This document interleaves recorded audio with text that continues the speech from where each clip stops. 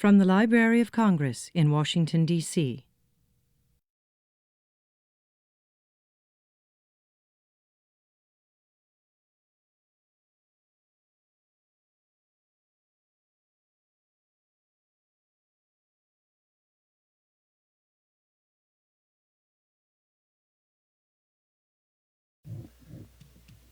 Hello, everyone.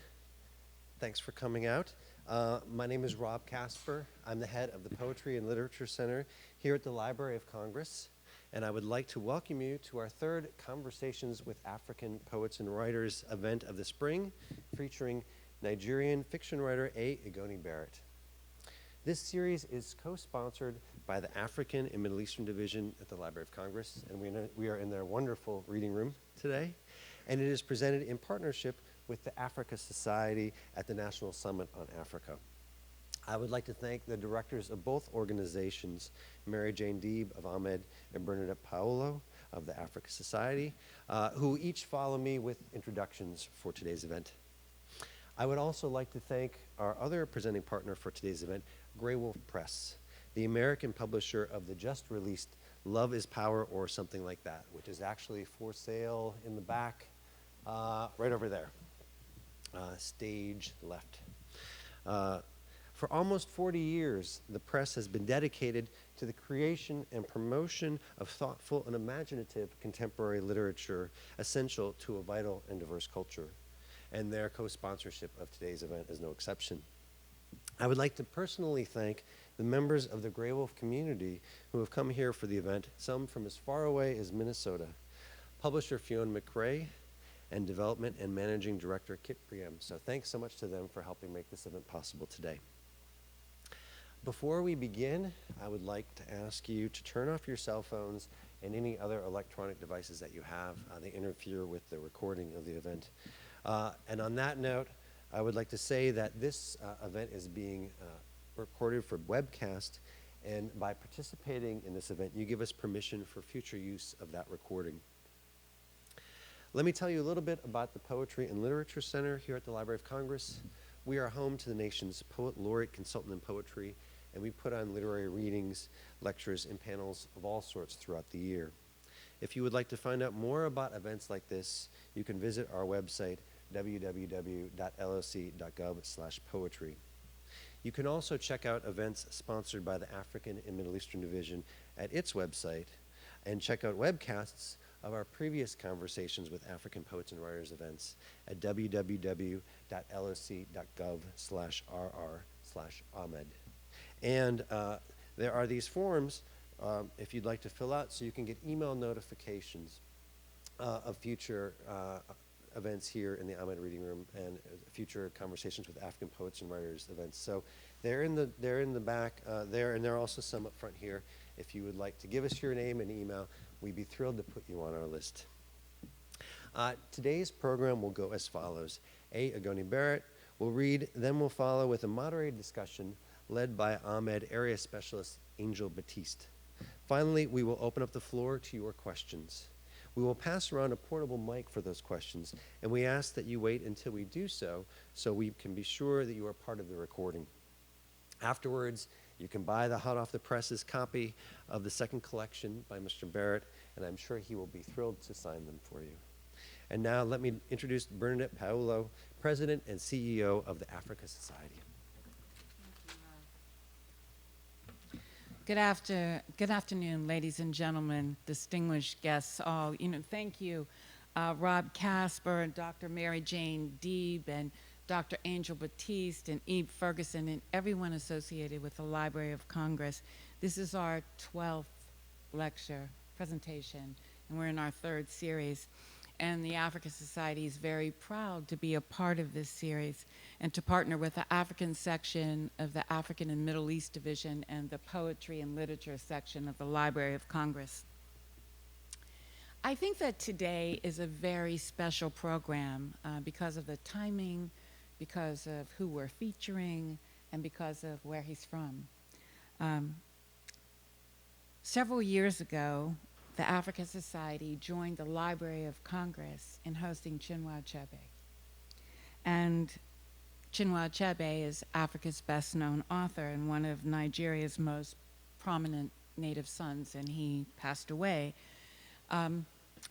Last week, we hosted the Africa Society at the Embassy of the Federal Republic of Nigeria, a memoriam in honor of Chinua Achebe, featuring Professor Ali Mazrui.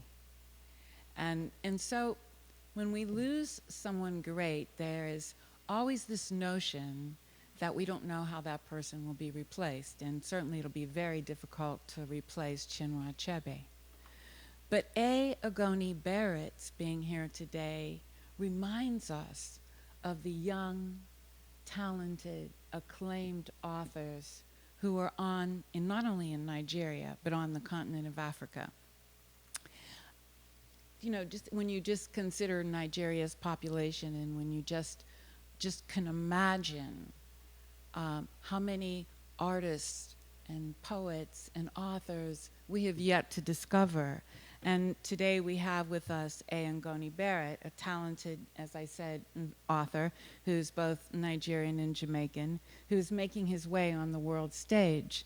And we are reminded of the incredible talent that we have yet to feature in this series. It is also fitting to note that Mr. Barrett won the Chinua Achebe Fellowship in 2010, and we are confident, as a result of your being here today, that those presenters who came before you and those who will come after guarantee Africa's ascendancy in the literary realm worldwide for the future. We really appreciate the participation of those of you who attend these programs, and we also welcome those of you who have the opportunity to view this program online. I would just like to take a moment to say that the mission of the Africa Society is to educate Americans predominantly about the countries, cultures, contributions, economies of the 55 nations of the continent of Africa. This program is in stark contravention to the programs that you see on television and the way the continent is portrayed in the media. And so we're delighted and proud to be here. And I now have the honor of introducing the woman who is at the helm at the Africa section in the African and Middle East Division of the Library of Congress, Dr. Mary Jane Deeb. Dr. Deeb.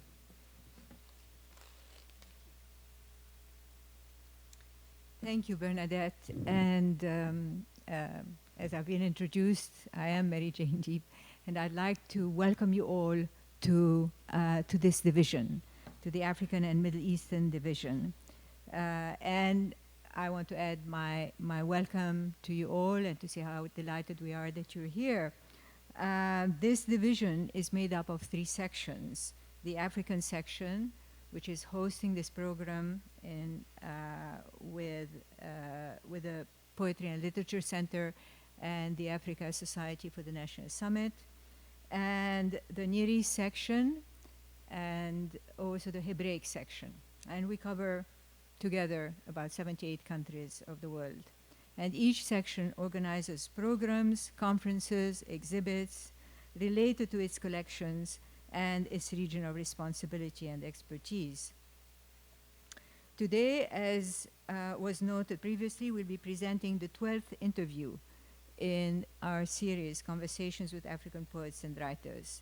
This videotaped series is meant to record for posterity the words and images of important African authors. In addition to their works, which the Library of Congress holds, teachers, scholars, students, and others interested in African culture will have a unique source of reference for their research and an additional teaching tool to educate young people about Africa, namely an entire archive of African authors explaining in their own words the importance of their literary work and that of their colleagues to better understand African culture and society. So today, it is my distinct pleasure to introduce our guest, Mr. Adrian Igoni Barrett, who will be interviewed by Dr. Angel Batiste, the Africa Area Specialist responsible for Nigeria in this division. Adrian Igoni Barrett was born in Port Harcourt, Nigeria in 1979. And I'm sure you all know that Port Harcourt will be the capital of the book. According to UNESCO, it's been selected as capital of the book for 2014. So you come from a celebrated place. And he lives in Lagos. In 2005, he won the 2005 BBC World Service Short Story Competition for his story, The Phoenix. He's also the author of the short story collection, From Caves of Rotten Teeth, of which award-winning fellow Nigerian author Chika Onigwe said, "The collection is a journey into a world that is sometimes humorous, but very often a reminder of all that is wrong in our world." In 2006, Barrett co-founded the online literary journal Black Bureau. In 2007, he joined the editorial team of Farfina magazine, where he was managing editor until 2009. Known for his raw energy and characters that feel alive on the page, Barrett's short fiction has been published in many print and online magazines, including AGNI, Guernica, Coani, and New Madrid. His work has also appeared in the anthologies Incomunicade, Tales from Across the Empire in 2006, and the New Gong Book of New Nigerian Short Stories, published in 2008. Barrett, as has been pointed earlier, is the recipient of a Chinua Achebe Center Fellowship, a Norman Mailer Center Fellowship, and the Rockefeller Foundation Bellagio Center Residency. His new collection of stories, Love is Power, or something like that, is the book that will be available for signing today. It just came out yesterday, as I was told. And it appeared in the UK by Chatto and Windus, and in Nigeria by Farafina Press. It has already been longlisted for the 2013 Frank O'Connor International Short Story Award. So before we start, I want to point out that this event is being videotaped for subsequent broadcast on the library's website and other media. The audience is encouraged to offer comments and raise questions during the formal question and answer period, that is after the presentation and interview, but please be advised that your voice and image may be recorded and later broadcast as part of this event. By participating in the question and answer period, you are consenting to the library's possible reproduction and transmission of your remarks. So a warm welcome now to Mr. Barrett.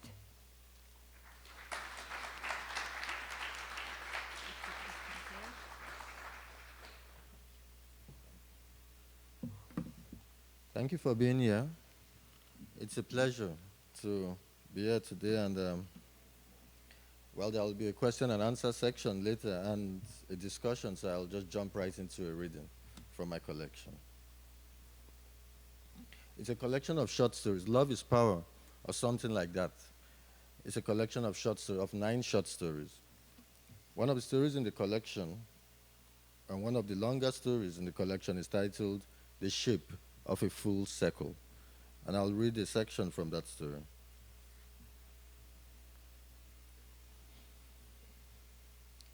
Demir Brakassa was back on Ernest Ikoli Road at Railway Junction when the rain clouds caught the sun.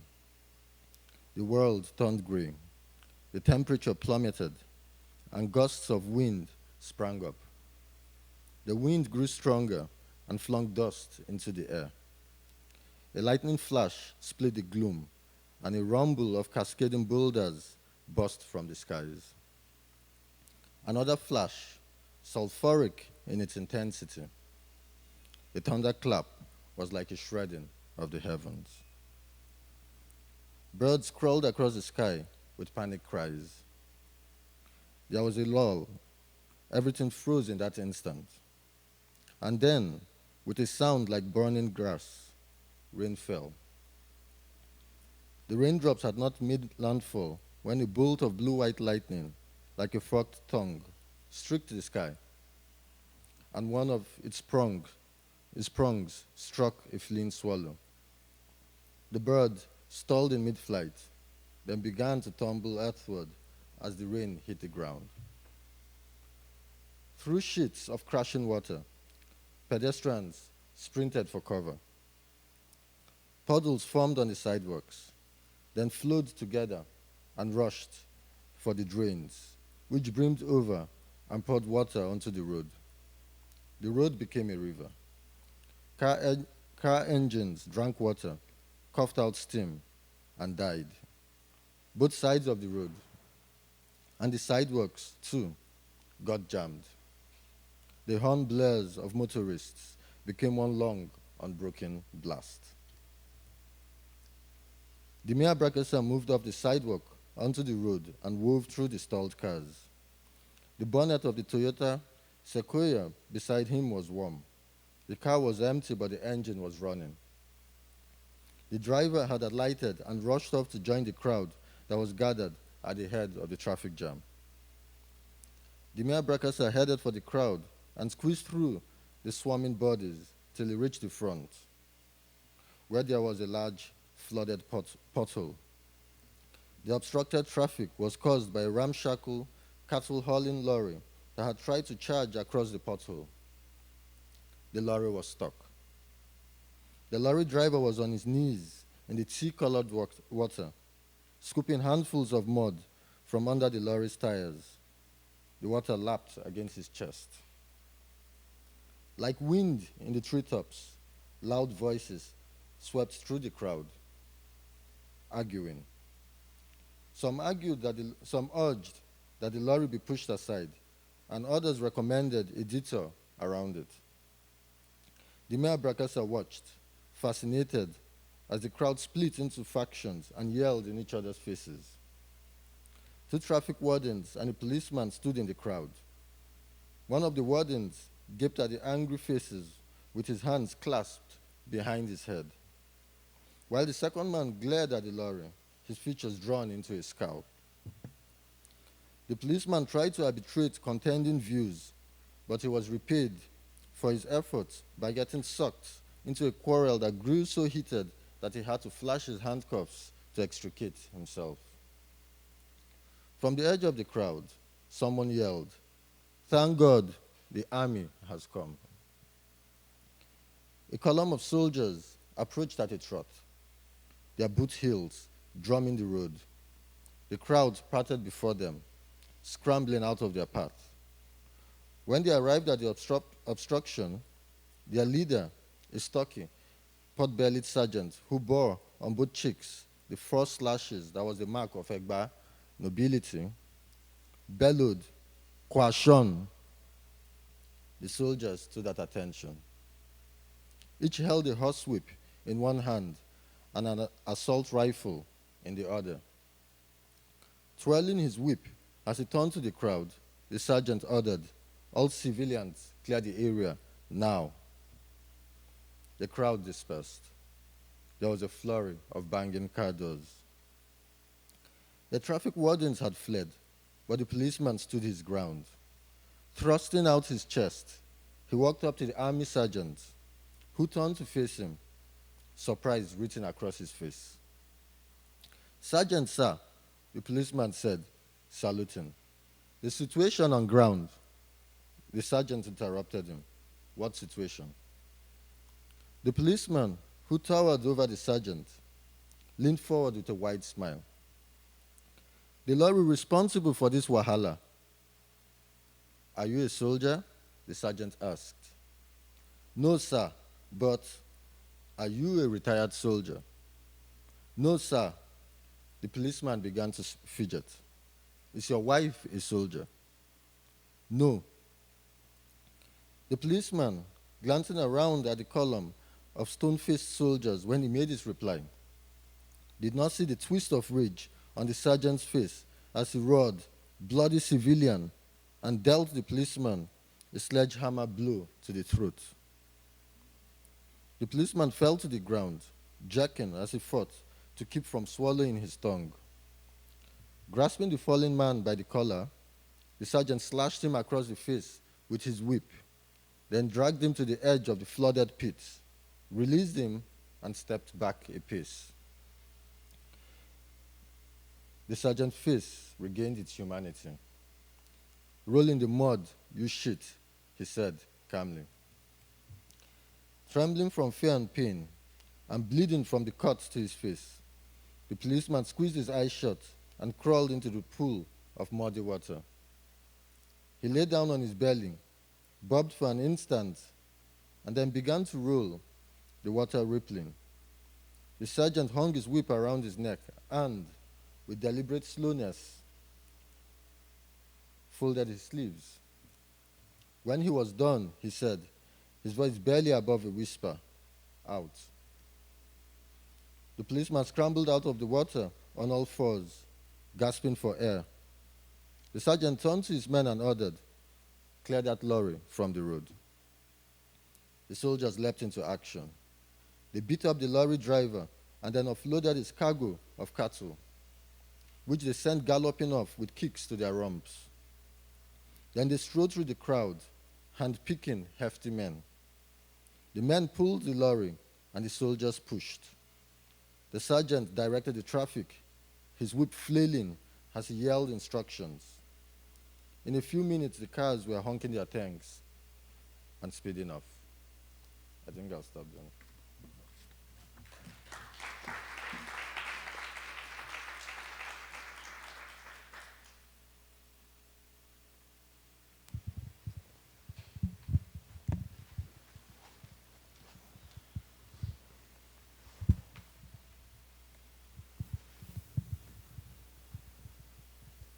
Thank you very much, Igoni. And I'd like to say I did read all of the short stories. I did read all of the short stories in your collection. And each was extremely fascinating. When I read the title of your work, it instantly sparked, what is this? And each story answers that love is power or something like that. So again, we welcome you here at the Library of Congress. Thank you. At this point, we'd like to learn a little bit more about you, about Igoni Barrett. And so my first question to you is, when did you actually start writing fiction? Why did you turn to short stories? Added to that, your father is a writer. Was that any influence upon your writing? I first started writing short stories of fiction about 13 years ago, professionally. I mean, I'd written when I was 14, written for a few years and gave up writing because I felt it was too hard. But when I was about 24, I read a book that convinced me I had to write. And so I spent several years learning how to write. I was an agricultural student at that time, studying to become a farmer. I had never studied literature in school because I was a science student. And so I, felt I had to learn how to write. I had to learn the tools of the trade. I started with reading dictionaries, and then also expanding my reading, material. So I think that answers the first question, when I started writing. My father is a poet and journalist who's he's Jamaican, but he's lived in Nigeria. He's Nigerian now, as he likes to say. He's lived in Nigeria for over 40 years. I guess he influenced me in he did influence me because there were books around the house, and that's how I ultimately got to reading, because I used to writing, because I used to read a lot as a child growing up. There was no definite, my father left, my parents separated when I was 10, and I didn't see my father till I'd started writing. Actually went to look for him to show him the first things I'd written and to know, if I had any talent. So, but I would say the way he influenced me was by abandoning his books. He left his books behind when he left, and so I had all these books to read. And so that's influenced me definitely. Okay, thank you. The 9 stories that you have in Love is Power, they present a vivid picture of Nigeria, but also a somewhat difficult picture of contemporary Nigerian life. How do you feel they focus on the country and its culture to fellow Nigerians and to readers internationally? I didn't go into writing the collection with any intention to represent Nigerian culture or to, to inform the world about how Nigerians live. When I started the collection, it started with an idea. It started with an idea of, there are three stories in the collection that are interlinked. And it was this idea about family. I wanted to explore this family. I wanted to explore a character. And then I realized that to understand that character more fully, I had to explore his history and his family over several generations. And so that was the idea, that was the idea for writing the book. That was how I started writing the book. Um, but I've lived in Nigeria all my life.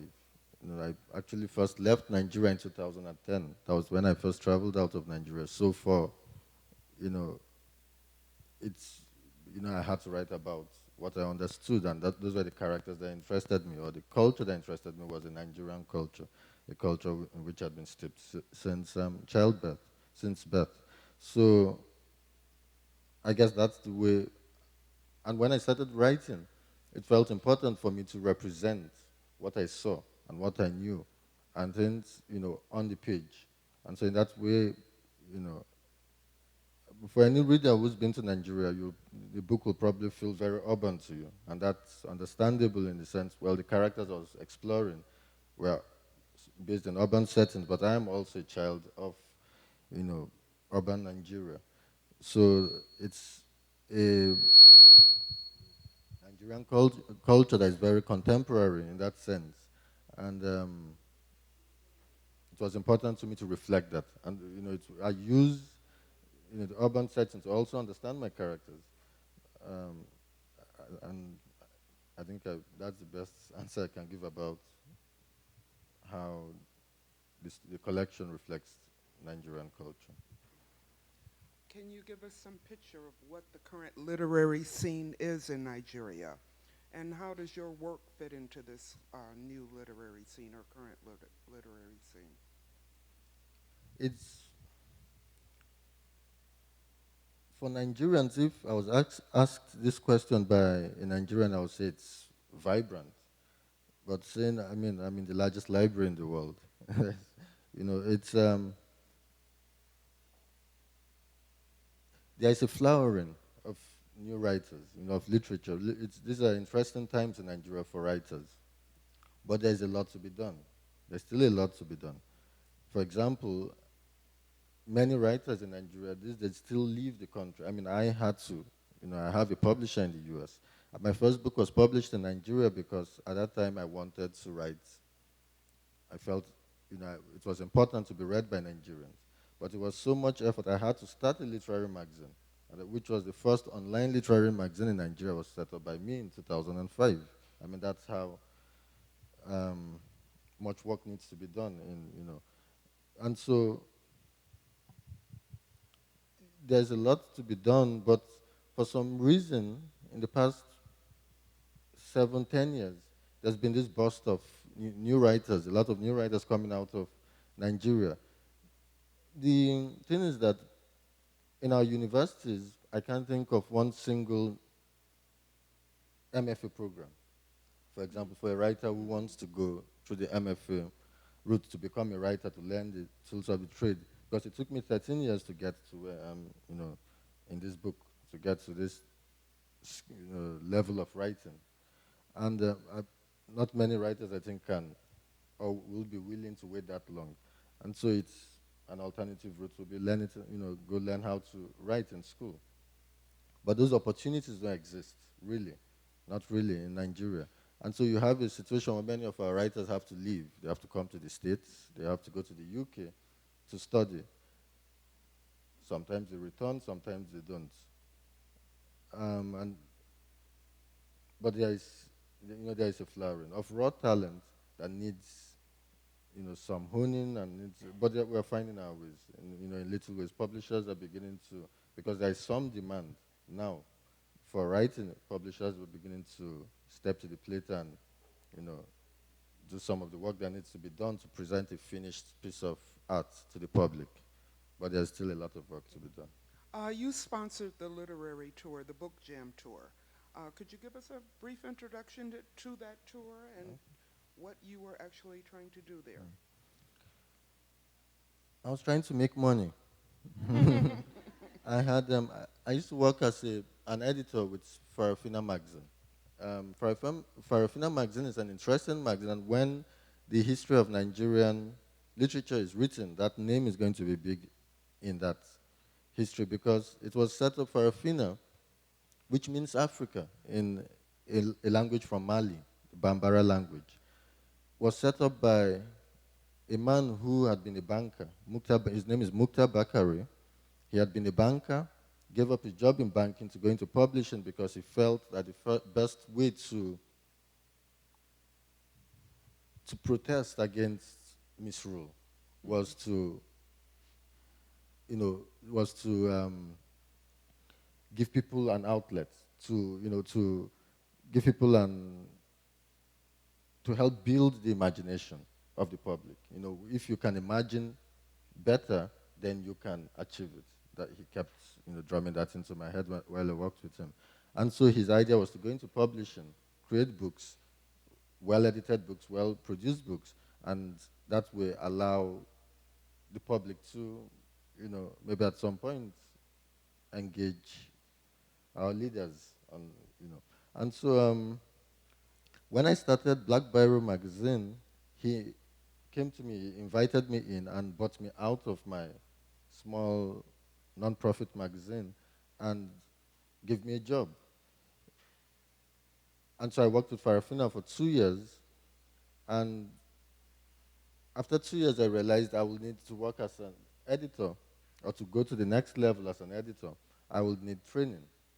And there were offers at that time to take internships in the UK, but I didn't want to leave because I also wanted to be a writer. And so at that point I had to make a decision between becoming an editor and going for more training in the West, or choosing writing. And when in the end, I chose writing, and I really, felt that was my calling. And so I had to give up my job. For the selection of writers for that tour, Yeah. the selection that you made for a part of that tour, are they representative of Nigerian writers at this point in time? And really, what were some of the themes being represented in their works? I was trying to give this long Okay. prefatory, preface to kind of explain that when I chose the writers for that tour, I was trying to get as wide range of writers as possible to get the public in. I was organizing a book tour. I was an unknown writer in Nigeria, relatively unknown writer in Nigeria at that point, and so I needed a mix. I needed young writers, I needed older writers.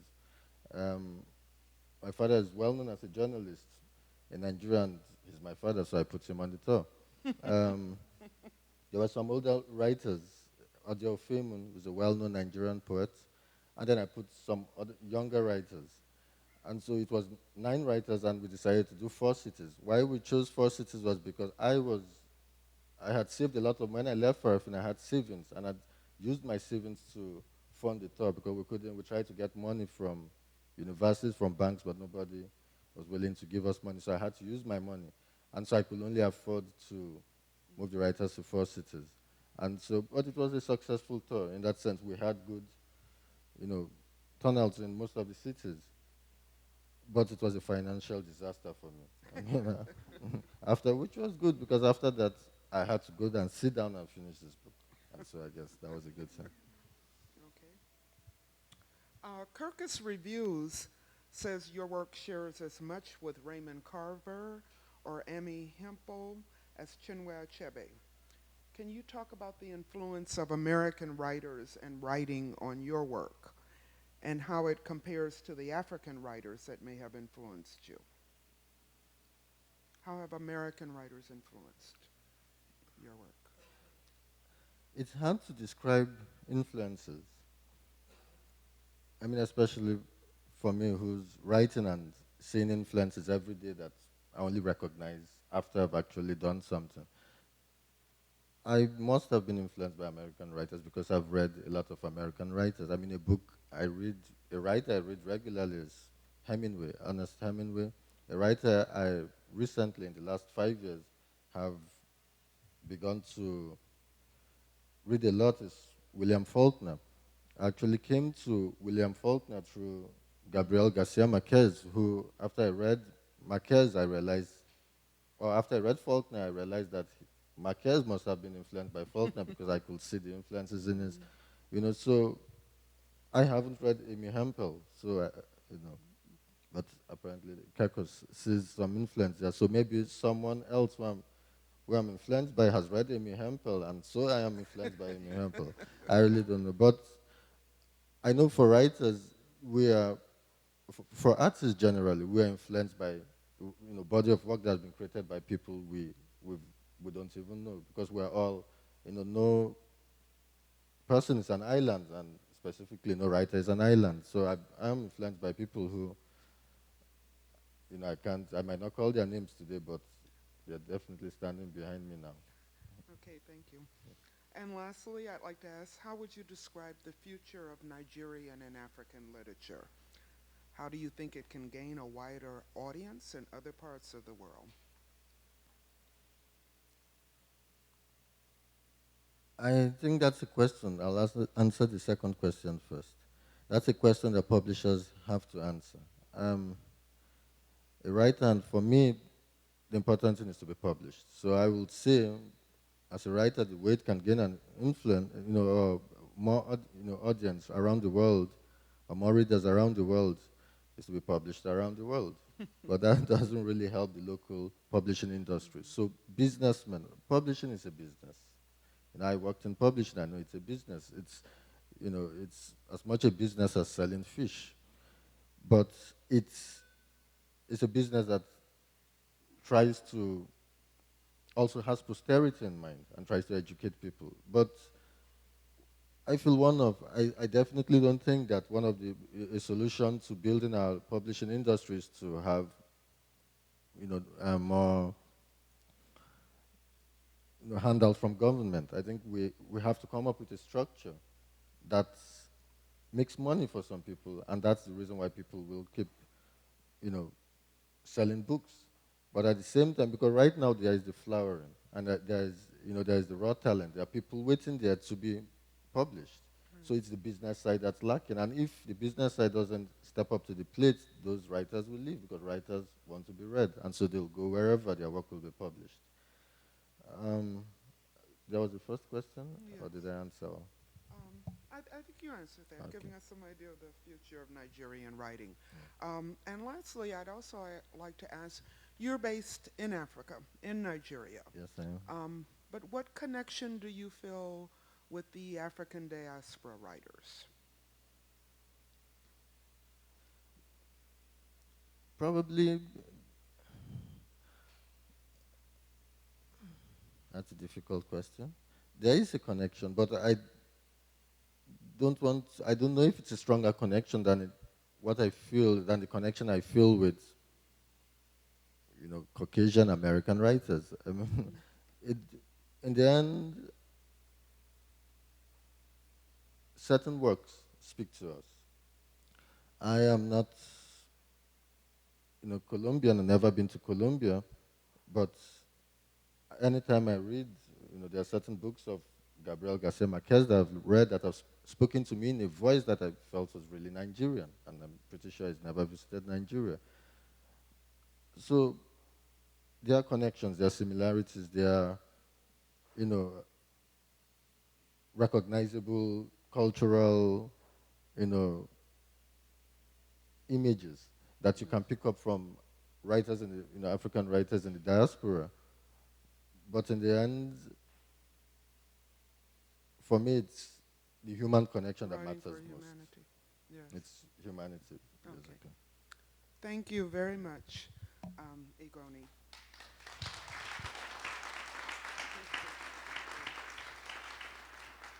At this point, we'll open up for questions.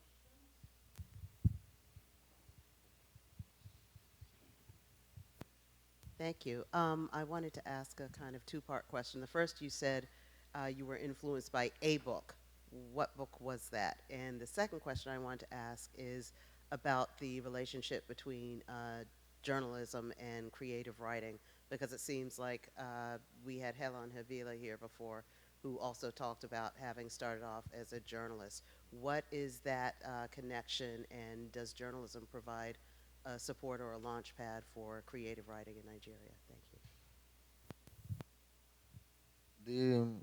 The book was Love in the Time of Cholera by Gabriel Garcia Marquez. And,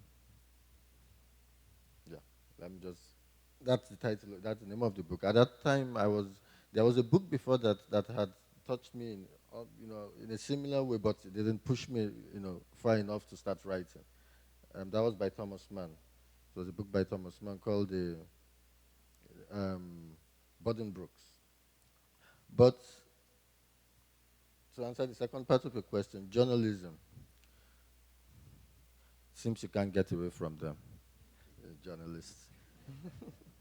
um, there are times, there are times when I'm writing, because this book took me about 5 years to write, and there were times when writing it, I like to call myself a full-time writer, which basically means I'm jobless. And so there were times when I'll wake up every morning and sit down and write, and then there will be, in the north of Nigeria, we're having some political problems, and there'll be, say, a bombing in the north of Nigeria. And I would think,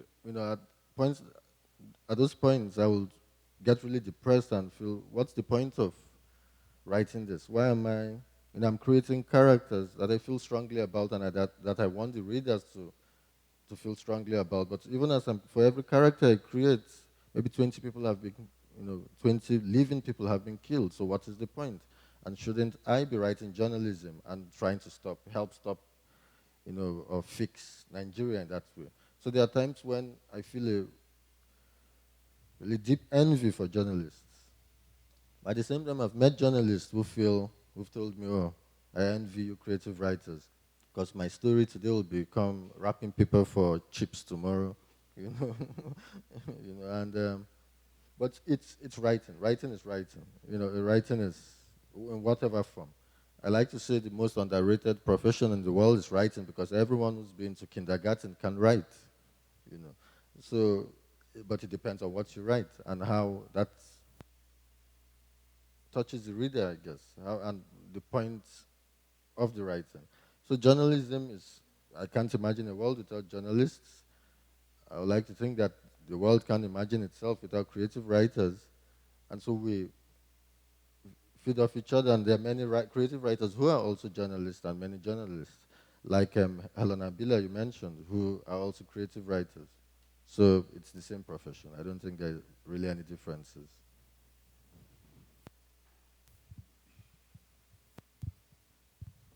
Hi. I was wondering if you, I've enjoyed a couple of your short stories, and I just bought this larger collection or complete collection of short stories, and I think you had another collection that you published yourself. But will you do something longer? Do you see yourself as primarily a short story writer, or? And I do like your short stories. I mean, I think they're so, I don't know, I just felt that you are so sympathetic towards your characters. There's just something, they're very simple and they're very honest. And I just, I was reading your stories last night and I really liked them. And I was just wondering if you're going to develop into a longer, develop into themes that are much longer. Maybe a novel, I mean. I have actually finished writing a novel. Well, I'm still writing it. Yes, I've written a novel, still working on it, but that's done. That was the next hurdle for me, to write a novel. I went into short stories because, like I said, I was a science student and I came to writing. I made a decision before I knew how to achieve it. Before I knew how to write, I knew I was going to be a writer. So it just turned out that writing shorter works allowed me to learn. And my first collection, which was published in Nigeria, was sometimes I feel sad about that collection because it could have been written better. But it has a very special place in my heart because that collection was what that book taught me how to write. I learned how to write. I saw my mistakes, and I saw the ways in which I had let my own voice overshadow, the voices of my characters. And so without that book, I wouldn't have been able to write this book and, like I said, been as sympathetic to my characters as I was in this book. And that wasn't something I intended doing. I didn't go into this book intending to be compassionate. I actually some of the stories or some of the characters had my preconceived notions about them. Some of the police, especially the policemen. But writing it, I also learned, and I hope the reader, experiences that, so that we might, the brief moments we see of people's lives cannot, that's not what they are. You have to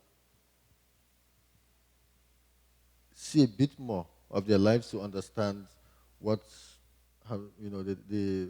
events or the incidences that have pushed people into whatever positions they find themselves. And so that's what I tried to do in this collection, was to not preach, not tell, but try to seek to understand. And I think by the time I finished writing it, I understood a bit more, and I actually think I'm a better person now, if that's possible.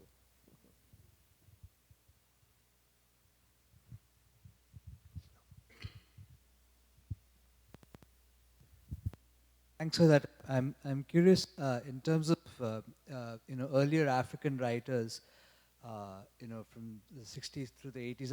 Are there any books that have been important to you from that? Because I think that's a literature that hasn't been read closely enough, maybe. But There have been several. I almost don't want to mention Things Fall Apart because that's the book everybody mentions, but that's a book that's been very important to me and to millions of Africans, millions of people on the continent and beyond the African continent. There's a writer called Amadou Kuroma who wrote several books.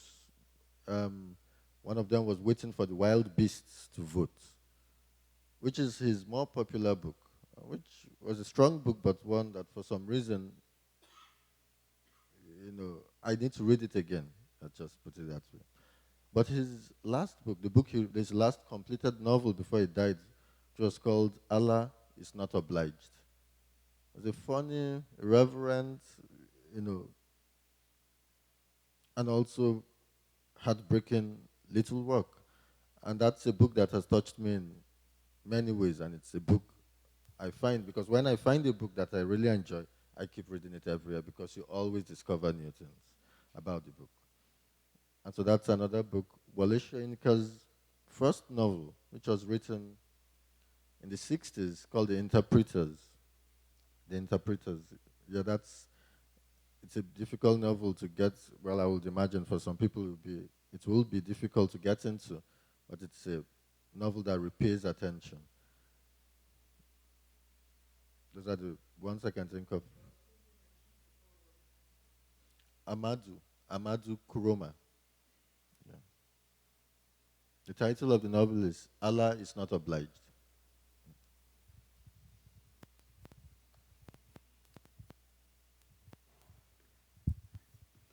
Thank you so much for your presentations.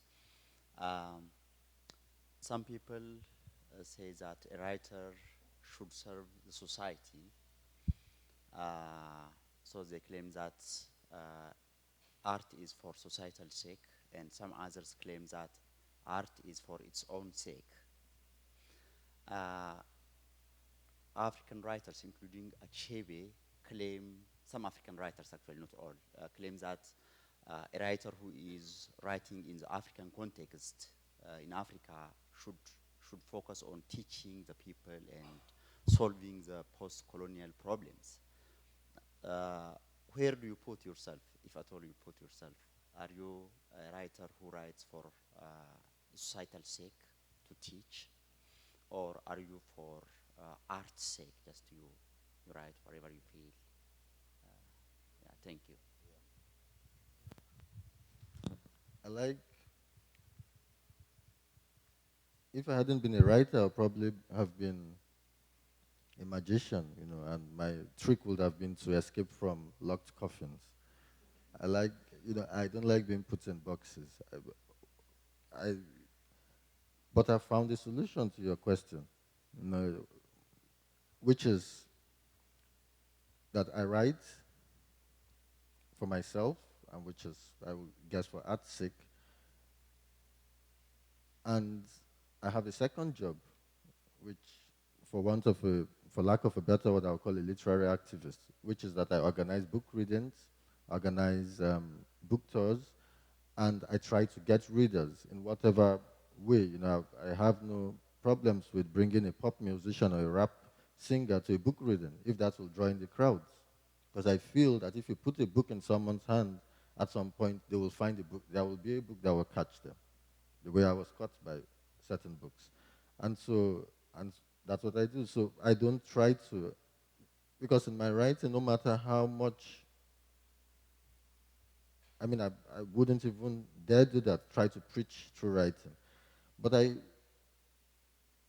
the end, even as I'm writing about all these characters and creating these worlds, or representing these worlds,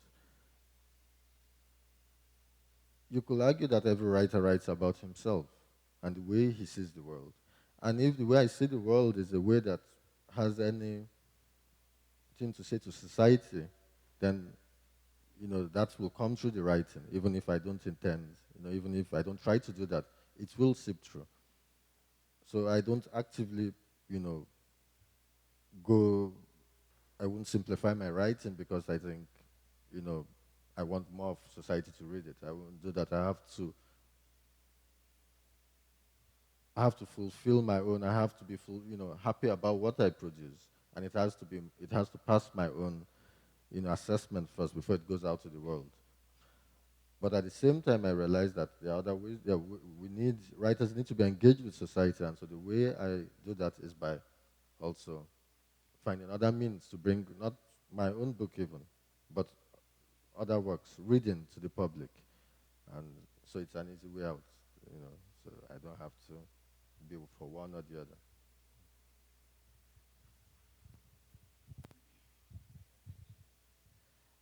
My question is with regard to brain drain. I know you have a big concern about that issue. What have you done on your part to solve this problem? And how do you think Africa should tackle this problem? It is a problem. Too unimportant in my society to really, I can't even come out and make a statement and anyone will listen to what I have to say. I'm not even sure if someone of Wole Soyinka's stature could come up with a solution for that problem, because it's a problem caused by people needing to survive. People want to.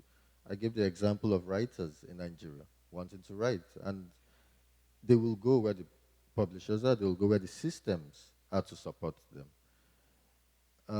So you can't, no matter how you say, stay back and fix your country, people will do what they have to do to live.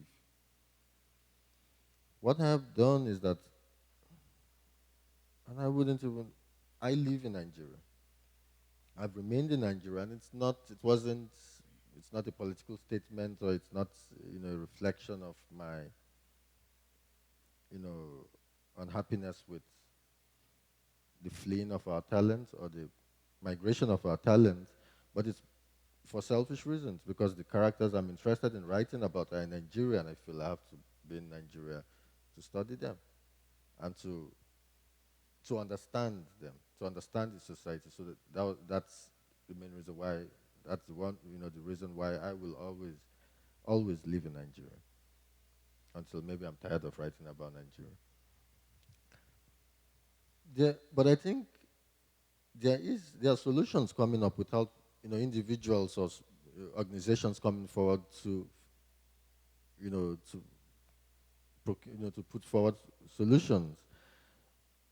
I mean, recently there was a few years ago there was the financial crisis around the world, the global financial crisis as it was called, and I have noticed, I and several other people have noticed that we have a lot of our talented people who had gone, to other parts of the world for education or for work. After they're coming back, they started returning to get jobs in Nigeria. That's creating another problem because it just shows that you think you have a problem, and when you fix that, you find you're creating other problems for yourself. Because what we have now is that the educational system in Nigeria for many years has been broken.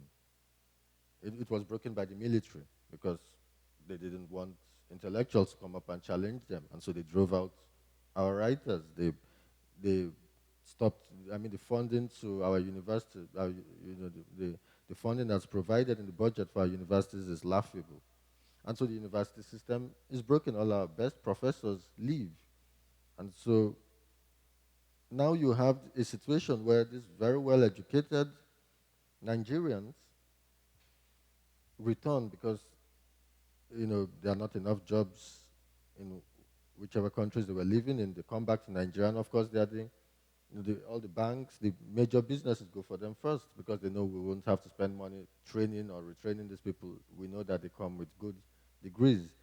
And so you have a situation where the people who stayed, who didn't have the means to leave Nigeria, who had to go through the Nigerian educational system, suddenly find that they can't find jobs because there are all these people returning. And so that's now another problem, which of course I have no solutions for because I can't say, stop coming. But I feel in the end, good leadership. At some point, we need to, Nigerians, and it's getting to that point where we will stand up and keep demanding better and better. And when we get the sort of leadership, that the followers deserve, we will come up with solutions to this problem and to whatever other problems face. So, this is one of the problems that's among many, including bad roads and every other thing, that we have, but it's a problem for which I don't have any solution, and I really can't say that I see that my leaders, have preferred any solutions for it.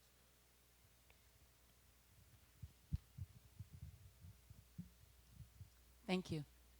I think one of the things that is most admirable about you is that you're not only talented, but you're a catalyst for other people showcasing their talent.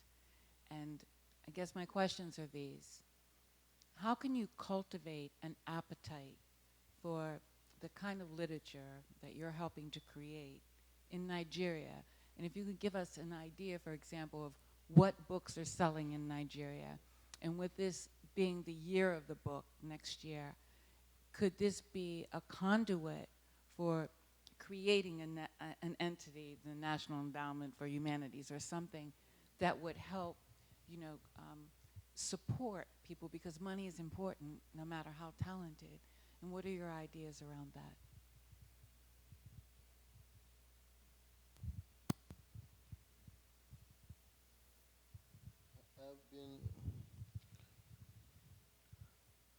I respect, as much as I like to bash or talk down or criticize think tanks, I respect the work they do. You do get good ideas to come out of groups of people, very well educated people, people who understand what, their, their areas of expertise. Good ideas come out of those people sitting down together, addressing a problem and coming up with solutions to it, and then implementing it. And so on the other hand, I'm too used to working alone. It's always been about me. It's always been about sitting in my room and facing an empty page. And so when I have ideas, I always keep that in mind that I like to work as an individual, and whatever ideas I come up with have to be ideas I feel I can achieve.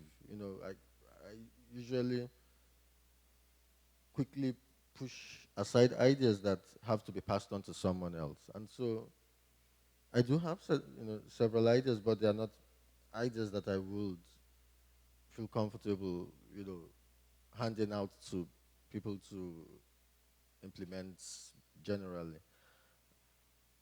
But there are ways. I mean, there is need for money. There's a need for intelligent people to sit down and realize that this is a problem, we need to solve it. One of the ideas I have is that, like I said, a good book doesn't need anyone to speak for it. It will speak for itself. You just need to present it to people and let it speak to them in their silent moments. And so every idea I have about getting our populace, Nigerians to read, is about putting good books I consider good, in the hands of people. And so that's why I've always, moved more towards book tours, book readings, going to places where usually they don't have. But during the book tour I had, we went to a city where the last book reading they'd had been 15 years before we came along. And so we had crowds. I mean, that day we had over 200 people attend the book reading, and they bought books. Now, I don't know how many people were touched by the books after that moment. It's not a scientific process, but my idea is put books in the hands of people, and also it's also a business model, sell books, because when you do that, the publishers are selling. The other idea I have now, I also had a program called the Book Jam. The idea of the program was I had my books in a store. It was a big store in Lagos. And after 3 months, after 6 months, this store had sold, about 6 months, this store had sold only 3 copies of my books out of 50. So I went to the store and said, well, this is not rocket science. Anywhere in the world, it is bookstores that organize readings. You can't sit down and you're not organizing readings. You have to bring people into your store. People don't even know your store exists. So come up with a program. They had no ideas, and I said, well, I'll come up with an idea. I'll manage it for you, and then I'll run it for free for 3 months, and after then we can talk about payment. And so the idea was to bring people to the store. And so I went to the publishers who were looking for avenues to publicize their writers, and they would send their writers to me whenever the writers were around, or they would send their writers to me, and I would take their writers to the bookstore. So we had this program called the Book Jam. But the other thing I did was to bring in pop stars, musicians. The musicians were put on the announcements just to draw in crowds. Well, I wanted, I would bring 3 writers. So I wanted a range of writers: a poet, a dramatist, a fiction writer, and then I'll bring in a singer.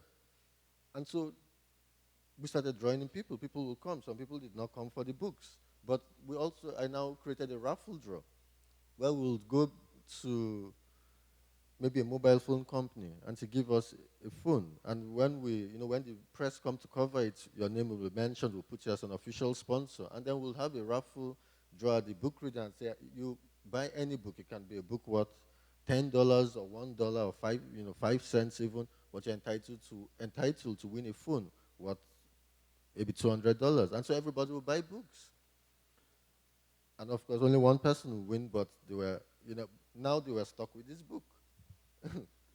and what I realized was that each time I had about 6 editions of that reading, and each time, the next edition, the crowds kept growing.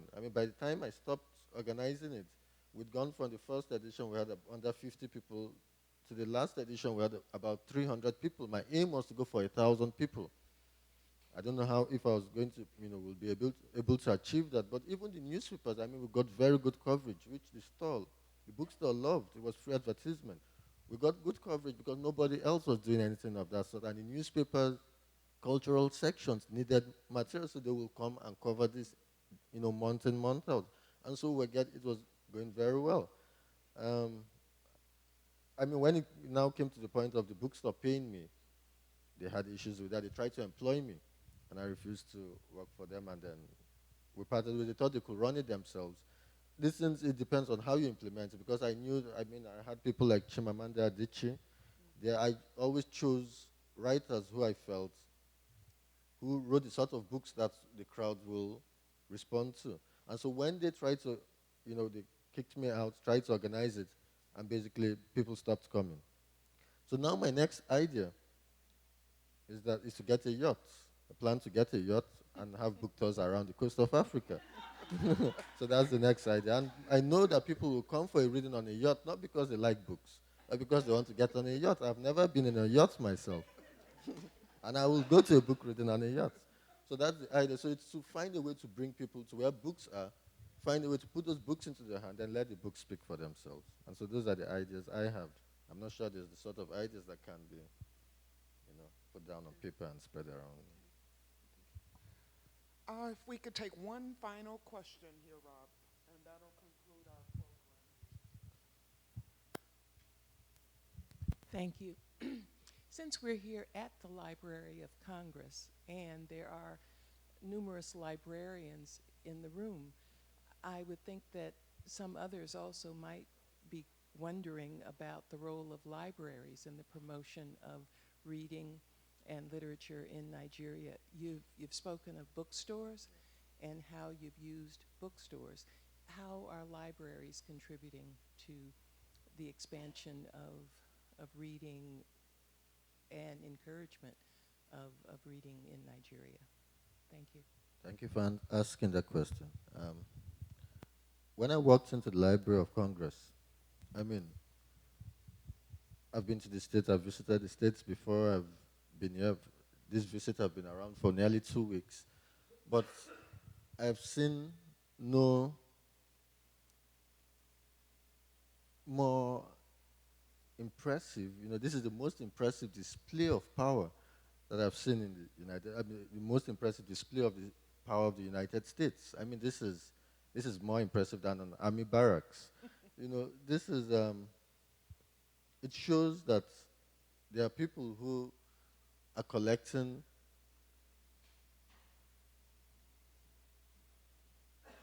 humanity's work and storing it in ways that, keeping it for posterity, and it just shows how serious people are. Unfortunately, I can't say the same about Nigeria. The last time I visited the library, I was probably 11 years old. That's how bad it is. Abuja, which is the capital of Nigeria, has no library. That's the capital of Nigeria. It has a huge building, gold-colored building. That's the Central Bank of Nigeria. It has every structure but a library. They've been building a national library. They have an unfinished structure that's supposed to be the National Library of Nigeria, and they've been building that for the past 15 years. Meanwhile, the Central Bank of Nigeria, they finished it in a year. Most Nigerian cities, the libraries are dead. They're still open, but you go in there and they haven't. In fact, just before I traveled, there was a news story that caused a bit of a furore in Nigeria, that the library of a state in Nigeria, in the east, a state that has a population of about 20 million people, not less, probably 15 million people, their library has not bought any new books since it was opened. The only set of books they bought was when it was opened in the 70s, I think, thereabouts. It was open, and they bought that's the only, that was the only time they bought books for the library. In years since then, over 20-something years since then, no new books have been bought. All the books they have in the library are books that were sent to them by donors or private individuals. And because of that, people don't go to the libraries to read.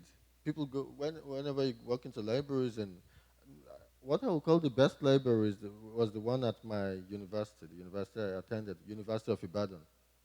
And even then, I love that library because, so I was wrong. When I said that, the last time I attended the library I was 11. I would say, state library, a university library I attended when I was a student. But even there, they had no new books. So you will never find a book older than, a book, you will never find a new book there. You'll find, actually found a signed copy of a book of poems by Robert Frost in the library, but it was kept in such horrible conditions that it was crumbling. The paper was, basically the educational system, like I said, has experienced